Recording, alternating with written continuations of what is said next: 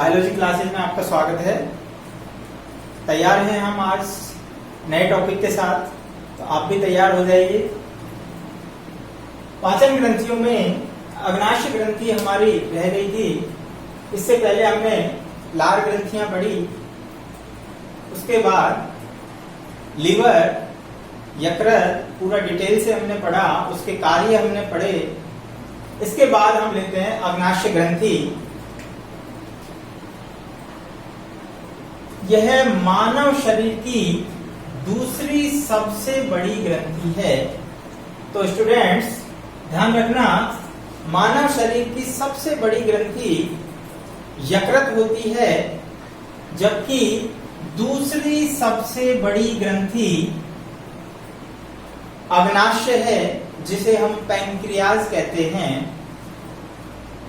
यह मिश्रित प्रकार की ग्रंथि होती है।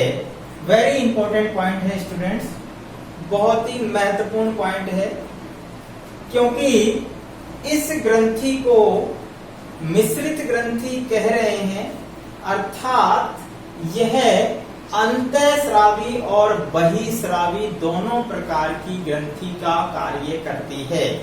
हम जानते हैं ऐसी ग्रंथियां जो अपने स्राव या हार्मोन को एक नलिका या डक्ट के माध्यम से लक्ष्य ऑर्गन तक पहुंचाती हैं, वो बहिःस्रावी ग्रंथियां होती हैं।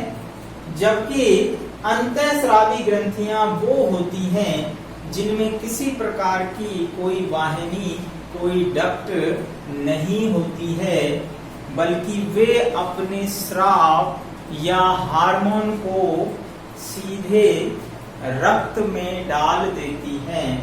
उन्हें हम अंतःस्रावी ग्रंथियां कहते हैं। तो स्टूडेंट्स इसको हम आगे लेंगे जब हम एंडोक्राइनो ग्लैंड्स अंतःस्रावी ग्रंथियां पढ़ेंगे।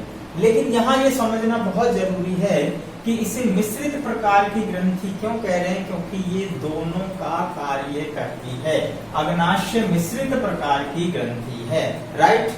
नेक्स्ट पॉइंट की बात करें तो उद्गम, इसकी जो उत्पत्ति है, उद्गम है, वो भ्रूणीय एंडोडर्म से होता है। भ्रूण की जो एंडोडर्म परत होती है, उसके द्वारा पैंक्रियाज का परिवर्धन होता है। स्थिति की जब हम बात करें तो यह गृहिणी की दोनों भुजाओं के मध्य स्थित होती है। जब हमने बात की कि जो गृहिणी होती है, यहाँ हमने बात की कि ये जो गृहिणी की पोजीशन है, तो हमने पहले उसमें भी देखा था। तो ये अग्नाशय ग्रंथि यहाँ स्थित होती है और इस तरह से ये अग्नाशय वाहिनी के द्वारा ओडाई की अवरोधनी में ये गृहिणी में खुलती। तो गृहिणी की ये ऊपर वाली भुजा हो गई, ये नीचे वाली भुजा हो गई। तो इन दोनों भुजाओं के बीच में ये अग्नाशय ग्रंथि होती है। राइट।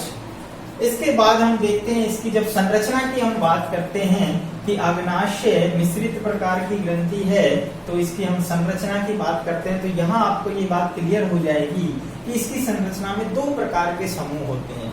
कितने प्रकार के समूह होते हैं? दो प्रकार के समूह होते हैं। पहला एसिनाई, जबकि दूसरा लैंगरहैंस की दीपिकाएं।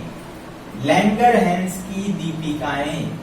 तो पहले ग्रुप की हम बात करें समूह की, तो ये एसिनाई, ये छोटे छोटे कोशिकाओं के समूह होते हैं, जो कि बहिःस्रावी प्रकार का समूह है।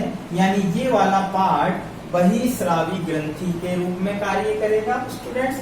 तो यहाँ क्या काम करेगा? ये अग्नाशय रस का स्रवण करता है। एसिनाई जो ग्रुप है वो अग्नाशय रस बनाएगा, सीक्रेट करेगा, और ये क्या काम करेगा? पाचन में मदद करता है। तो यहाँ हम कह सकते हैं इस पोर्शन में पाचन ग्रंथि के अंदर यहाँ इंपॉर्टेंट पार्ट है हमारा बहिःस्रावी ग्रंथि, क्योंकि पाचक ग्रंथियां बहिःस्रावी ग्रंथि होती है। तो अग्नाशय में जो अग्नाशय पाचन ग्रंथि के रूप में कार्य कर रहा है, अर्थात अग्नाशय रस बना रहा है, वो बहिस्रावी के रूप में काम कर रहा है। जबकि इसका दूसरा हम पहलू देखें तो यहाँ दूसरा जो समूह है वो लैंगरहैंस की दीपिकाएं। स्टूडेंट्स, इसका नाम वैज्ञानिक के नाम से पड़ा है, लैंगरहैंस। ये साइंटिस्ट हैं जिन्होंने इनको खोजा। और अग्नाशय की जो काट हम देखते हैं, क्योंकि इसकी संरचना अभी हम बाद में पढ़ेंगे जब अंतःस्रावी ग्रंथियां पढ़ेंगे, क्योंकि यहाँ पर इसकी संरचना हमसे नहीं पूछा जाएगा। हमारा जो यहाँ क्वेश्चन बनेगा वो इस वाले पार्ट से बनेगा जो कि पाचन से संबंधित है, राइट।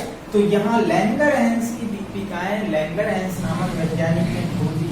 तो ये अंतःस्रावी समूह की तरह कार्य कर रहा है और ऐसी नाई के मध्य में पाए जाते हैं। और इस ग्रुप के अंदर ये एक आइसलैंड की तरह होता है, जैसे समुद्र में आइसलैंड होते हैं, दीपिकाएं होती हैं, इसी तरह से ये कोशिकाओं का एक द्वीप समूह होता है जिसमें 3 प्रकार की सेल्स होती हैं। कितने प्रकार की सेल होती हैं स्टूडेंट? 3 टाइप्स की सेल्स होती हैं, alpha cell, beta cell and delta या गामा सेल्स भी कहते हैं।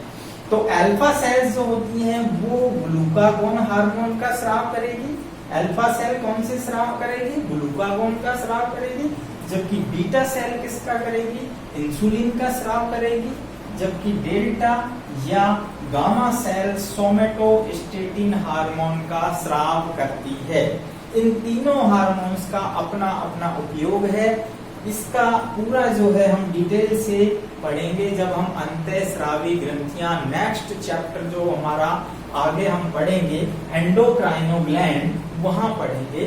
तो अभी हमारा जो क्वेश्चन इस पार्ट से बनेगा जिसमें ये बहिस्रावी ग्रंथि के रूप में कार्य कर रही है और बहिस्रावी ग्रंथि के रूप में यह पाचन में मदद करती है और अग्नाशय रस का स्राव करती है। तो इस प्रकार ये हमारी अग्नाशय ग्रंथि। तो अब हमारी पाचन ग्रंथियां कंप्लीट हो गई है स्टूडेंट्स। नेक्स्ट टॉपिक हम स्टार्ट करेंगे मानव में पाचन की कार्य की। तो स्टार्ट कर दीजिए, इसको डाउनलोड कर लीजिए, अपने उसमें नोट कर लीजिए कॉपी में।